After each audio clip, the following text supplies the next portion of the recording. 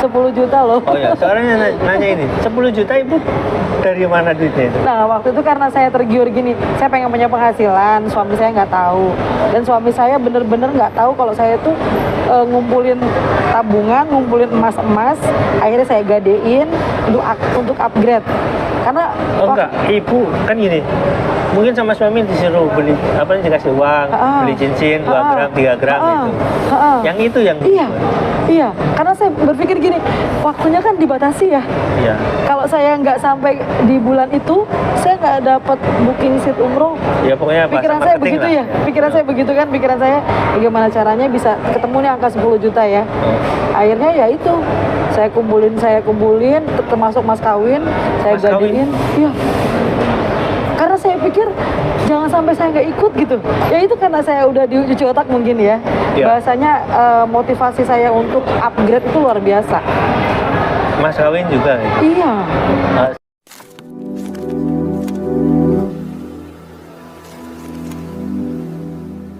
Assalamualaikum warahmatullahi wabarakatuh. Welcome back to my channel Detektif B. Ya teman-teman, video yang paling depan itu, yang cuplikan itu adalah video korban umroh merdeka.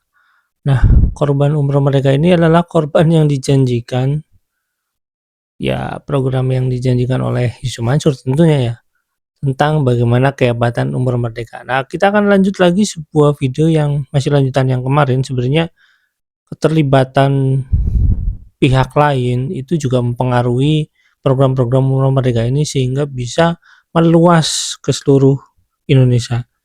Nah, dari video yang akan saya paparkan, saya nggak akan terlalu panjang, tapi teman-teman nanti bisa lihat langsung videonya. Di sini kita bisa melihat bahwasanya program umroh merdeka ini adalah program MLM. Di mana program MLM ini dijelaskan dengan juga spekulasi. Artinya kalau dihukumi dalam Islam itu jelas haram ya, karena spekulasi nggak jelas. Walaupun dia bilang kalau nabung terus 200.000 pasti akan berangkat 10 tahun, dan sebuah yang kayak gitu nggak bisa dikatakan sebuah kepastian ya, karena jaminan berangkatnya tidak ada. Misalkan seperti yang dijaminkan oleh negara, itu kan nggak ada jaminan seperti itu. Nah, kemudian 5-6 tahun lagi di video itu ya, nanti teman-teman bisa cek sendiri, katanya ya PayTrend akan seperti WeChat ya. Mungkin lebih tepatnya sekarang kalau misalkan itu video dari tahun 2018 seperti yang dijanjikan, atau tahun 2017, 6 tahun kemudian ya PayTrend hancur lebur gitu ya. Itu fakta ya teman-teman. Dan bagaimana, kenapa saya katakan itu menjadi haram umroh merdeka itu? Jelas sekarang teman-teman kita bisa memastikan bahwasanya program umroh merdeka itu adalah program haram. Kenapa? Karena pertama sudah tidak jelas, kedua program itu pun menjadi sangat tidak jelas kejelasannya kemana, polis-polisnya itu kemana. Itu ya teman-teman. Kedua, ini ada poin penting ya. Kenapa saya akan katakan poin penting? Di sini dia mengatakan bahwasanya mereka sangat dekat dengan DSN, dan pembina syariah mereka ini, yang mungkin pembina syariah PayTrend saya atau yang mana, adalah seorang yang terpandang di DSN ya, Dewan Syariah Nasional. Ini menjadi pertanyaan yang sangat penting buat kita. Oh, jadi kemungkinan program-program umroh merdeka atau program-program seperti ini disupport oleh orang yang ditokohkan di Indonesia itu. Misalnya nggak tahu, tapi katanya orang DSN dan itu orang penting, orang pimpinan itu misalkan apalah. Yang penting di sana adalah orang penting di DSN. Jadi menurut saya ini ya, kenapa orang-orang selalu mempertanyakan MUI dan Dewan Syariah Nasional ini? Ya, contohnya seperti ini. Ada kegiatan-kegiatan yang jelas-jelas itu adalah kegiatan haram, tapi begitu kegiatan haram itu dilaksanakan dan berkaitan dengan DSN, ada orang berkaitan dengan DSN ini, ya lancar-lancar aja. Dan kemudian orang DSN yang telah mengeluarkan, katakanlah yang telah masuk ke bagian dari PayTrend ini nggak pernah mengklarifikasi sampai sekarang. Oke teman-teman, nanti simak langsung videonya dan saya akan mengupas lagi orang-orang yang menjadi korban umroh merdeka, dan jumlahnya sangat banyak teman-teman. Sampai di sini videonya. Waalaikumsalam warahmatullahi wabarakatuh. Bye. Bayar selesai ya. Kalau misalnya belum 1 bulan tinggal bayar ya, 200.000 misalnya bayar, nanti dapat polis. Seketika dapat polis yang resmi polis itu adalah janji di awal dari perusahaan. Bisa tuh terus tuh, kalau ini berapa, ini berapa, ini berapa, ini berapa. Ya, satu orang bisa punya beberapa polisi. Kalau satu orang berangkatin 5 boleh. Terus gimana cara berangkatnya? Berangkatnya bukan dari Jakarta, tapi dari sini aja, dari Jogja. Pak, saya di Semarang, ya Semarang. Saya Makassar, ya Makassar. Ini jadi menarik. Terus siapa travelnya? Cari dong. Kan program ini hasilnya diikhtiarkan untuk umroh. Nah, cari travelnya. Menurut saya begini. Saya bilang sama kemarin sih sama Lara juga, cari travel. Ada punya travel? Ada punya nggak? Ada. Nah, kerjasama. Ya, cari tuh. Kita jadi milih nih travelnya. Cari yang bagaimana travelnya? Cari travel yang punya ruang pertemuan. Kita bilang kok sama dia, kita bantu ya. Kita ada macam tapi ada syarat apa? Punya ruang pertemuan. Buat apa? Kita tiap minggu kumpul di sini. Ya, tiap minggu kumpul sini. Kita bicara kita bicara apa? Iya dong. Kita kan jadi marketing nggak dibayar sama dia, benar nggak? Itu satu. Yang kedua, nah dari setiap jamaah yang berangkat nanti harus ada fee-nya tuh. Travel ngasih fee antara 50 sampai 200 dolar. Itu masih dipakai buat support system. Nah, kerjasama dong. Dibahas di sini. Nah, ini menarik. Tinggal berangkat pakai travel ini. Nah, dari gini, bagaimana sistem fee-nya? Fee-nya begini, fee-nya bukan MLM, ini sistem asuransi. Jadi kalau misalnya saya bisa ngajak jamaah, bisa tuh jadi nasabah asuransi atau ini atau ikhtiar rumah, sama namanya? Adi, ya, berdaftar, pakai nomor referralnya saya. Referralnya nanti muncul. Jadi begitu aja daftar, dapat referral tuh pribadi, itu bisa dipromosikan ke siapapun. Nah, kita referral, terus nanti dia nabung nih. Nah, begitu dia nabung 200.000, maka kita sebagai sponsornya atau yang menawarkan program ini dapat 15% dari nilai tabungan selama 12 bulan dari setiap dia nabung. Ya, namanya tabaruk. Ada istilah syariahnya. Saya ngomong 3 kok pakai istilah MLM, tapi bonus sponsor. Tapi sebenarnya bukan itu. Nanti kelihatan di sananya ada di ujrohnya, ada apa, ada bagasinya. Kali 15% berarti sekitar 30.000 rupiah. Jadi begitu situ nabung 200 saya dapat 300.000. Bulan depan 200.000 lagi, 30.000 lagi. Itu dari satu orang selama setahun. Kalau saya dapat 7 orang berapa? 210.000. Tabungan saya adalah 200.000 sebulan. Masih harus bayar nggak? Udah. Nah, komisinya ini atau ujrohnya ini nggak langsung potong tabungan. Ujrohnya ini masuk ke rekening kita. Bisa ke Imani, bisa kemana. Tetap nabung aku udah nabung, harus nabung harus. Jadi bukannya langsung dipotong ke tabungan. Iya. Dia terima. Ya aku bisa dapatnya 10 orang, berarti dapat 300.000 kan? Nah 200.000-nya buat nabung, 100.000-nya buat sendiri. Itu baru di sponsor. Nah kita masih dapat lagi generasi 4 generasi ke bawah. 4 generasi. Ya sudah dihitung sama Nah kalau 10 orang 4 generasi 10 orang dapatnya berapa kita sebulan? 87.160 sebulan sudah pasti.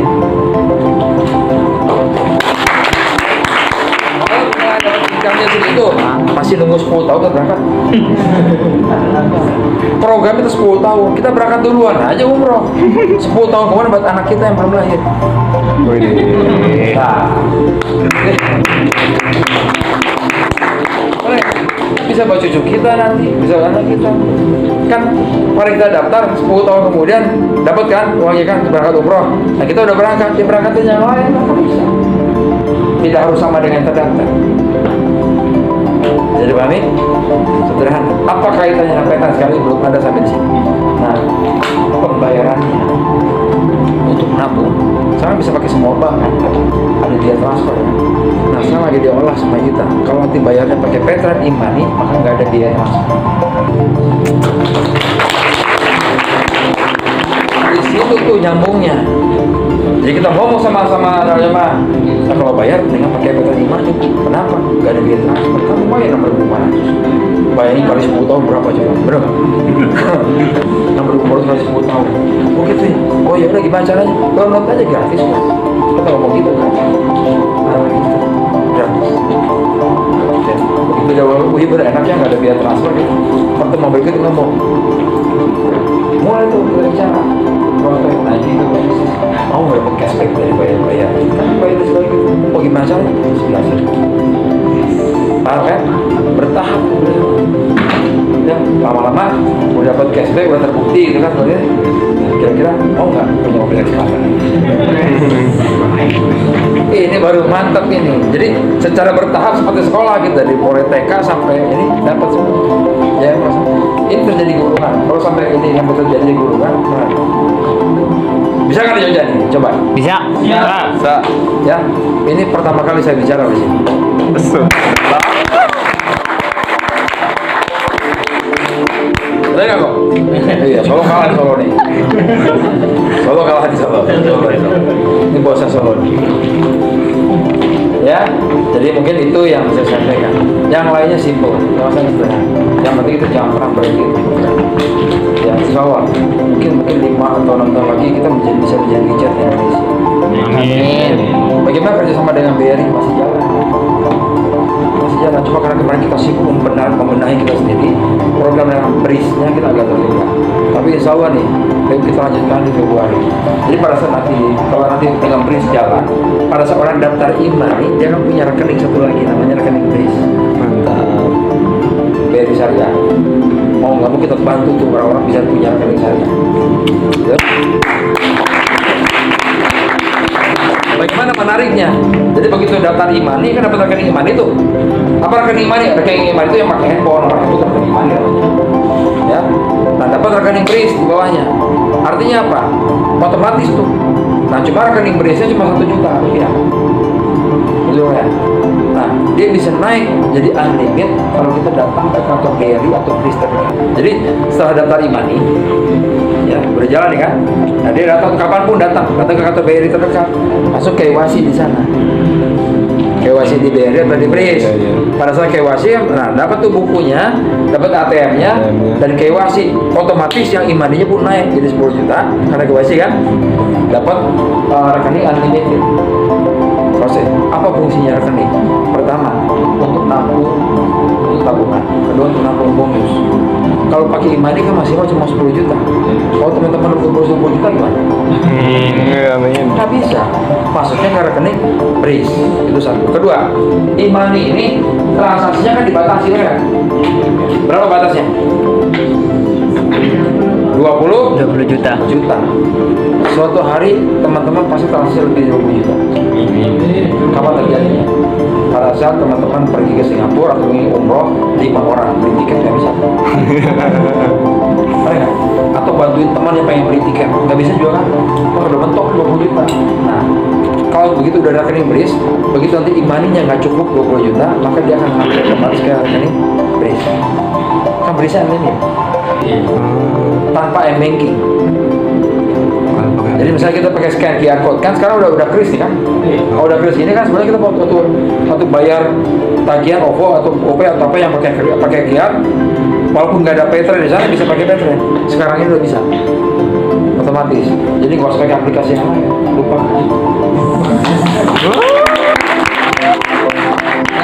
Misalkan nih saldo Imaninya transaksi udah habis 20 juta. Tapi kita BRIS-nya udah punya, tetap aja kita scan QR. Nah, keluar. Yang keluar adalah dana dari BRIS tanpa M-banking. Menarik kan? Kalau yang sekarang kan karena belum nyambung, udah habis harus pakai M-banking dulu kan? Nanti nggak perlu. Sama kayak WeChat pun sama kayak gitu. Sama WeChat. Saya kemarin dari China gitu, habis tuh Imaninya WeChat. Cuma nyambung, saya punya rekening di China kan? Nyambung, jadi pakai jalan-jalan. Ya, nah ini bisa terjadi kalau kita semua kompak, sepakat dan paham. Makanya sama saya cerita tentang keuangan syariah. Ya, sebenarnya ada satu materi lagi tapi mungkin berikutnya. Kalau nanti bulan depan ada acara lagi, saya hadir lagi di sini. Saya pastikan setiap orang yang hadir di ruangan ini bawa prospek. Dari mana prospeknya? Dari ikhtiar umroh bisa. Kan dari mana aja bisa, benar nggak? Dari tamasya bisa nggak? Bisa. Kan caranya gampang. Orang suruh nabung tamasya. Ya, kalau itu nanti pas bulan depan nanti Pak Rumah apa nih? Bisnis. Bagaimana melipat gandakan, mengoptimalkan aplikasi Petren? Yang mana itu yang pakai bayar tamasya sama ikhtiar umroh? Oh gitu ya? Cara prospeknya lebih gampang, bener nggak? Beda sama berapa tahun lalu ngomong, wah ini bisnis ini lisensi gitu ya. Gila, ya, udah masuk ke sini udah muncul, mungkin masuk Viagra, begitu pulang Viagra dulu ya. Kenapa namanya Viagra? Gampang ingat. Nah, orang bikinnya Viagra. Ya, orang kan biasanya kan senang yang negatif-negatif kan. Negatif dibikin positif. Saya waktu lapor sama Viagra ketawa-ketawa kan. Mari jangan gitu dong. Masa Viagra? Viagra tadi Viagra? Viagra. Oh iya Viagra. Kok namanya mirip sih? Saya pakai ya. Saya bercanda gitu kan. Jadi kita tuh dengan DSN tuh deket banget. Kebetulan pembinaannya kita Dewan Pengawas Syariah kita adalah orang yang paling top di DSN. Pengawas Syariah orang pintar tapi nggak pernah muncul. Karena juga pengen juga sih pas kerja heboh-heboh itu beliau muncul lah berdua gitu ya. Oh masih rame, masih selesai pasti tapi nggak pernah muncul. Karena begitu ya, kita punya guru tuh terlalu gimana ya? Tawadhu. Nah, tawadhu baik. Terus sebagai murid yang maunya jadi jagoan kan? Kalau kita mah enggak. Mereka punya caranya sendiri. Itulah caranya Lamin. Ya. Jadi terima kasih sudah membersamai Petren sampai dengan hari ini. Ya, sampai kita terbelah dua, satu Petren, satu trainer. Sekali lagi Petren kapan dipisah supaya dia bisa liar. Sabar.